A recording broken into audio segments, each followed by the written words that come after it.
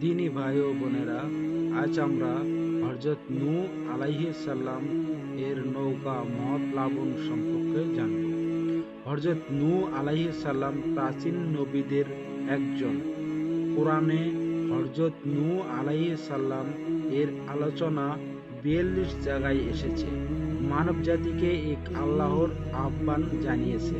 তিনি বলেছেন, তোমরা শুধু এক আল্লাহর ইবাদত করো এবং আমার কথা মানো।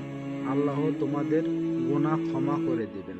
হযরত নূহ আলাইহিস সালামকে জানিয়ে দিলেন, তোমার জাতির যেসব লোক ঈমান এনেছে তাদের ছাড়া অন্য কেউ আর ঈমান আনবে না। এ নিয়ে তুমি কোনো দুঃখ করো না। তুমি একটি নৌকা বানাও। হযরত নূহ আলাইহিস সালাম আল্লাহর আদেশ মেনে একটি বিরাট নৌকা বানাতে শুরু করেন। হযরত আদম আলাইহিস সালাম এর সন্তানেরা ধীরে ধীরে আল্লাহর কথা ভুলে যেতে শুরু করেছিল। সে মহান আল্লাহ তাদের সৃষ্টি ও প্রতিপালন করেছেন, তার স্মরণ থেকে তারা বিমুখ হতে লাগল।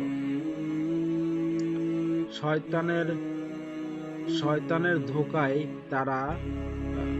ধোঁকায় পড়ে শুরু করলো এক আল্লাহকে বাদ দিয়ে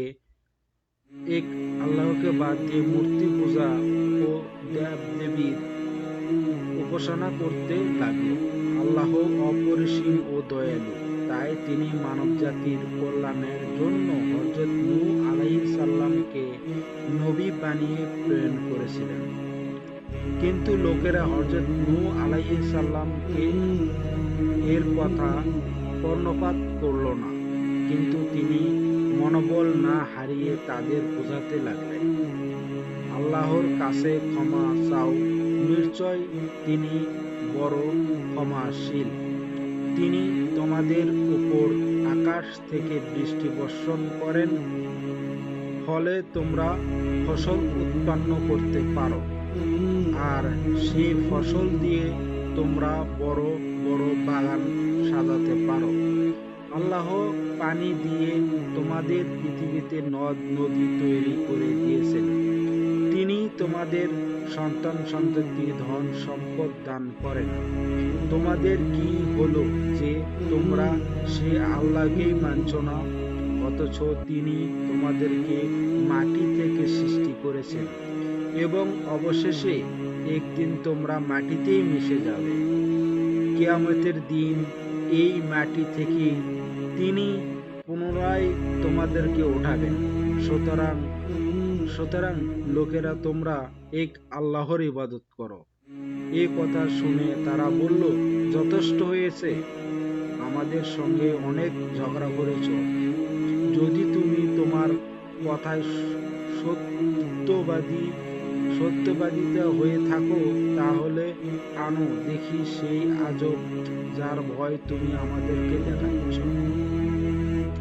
হযরত নূহ আলাইহিস সালাম বললেন, আল্লাহ যখন চাইবেন আযাব কেবল তখনই আসবে। তার নেতারা নৌকা বানাতে দেখে তাকে ঠাট্টা তামাশা করতে লাগলো।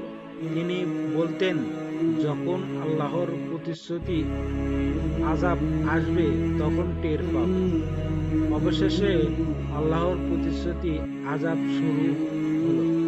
মাটি ফেটে পানি বের হতে লাগলো। আকাশ থেকে নামলো ভারী বর্ষণ, বৃষ্টি। আল্লাহ হযরত নূহ আলাইহিস সালামকে বললেন, সব প্রাণীকে নারী পুরুষ জোড়ায় জোড়ায় নৌকায়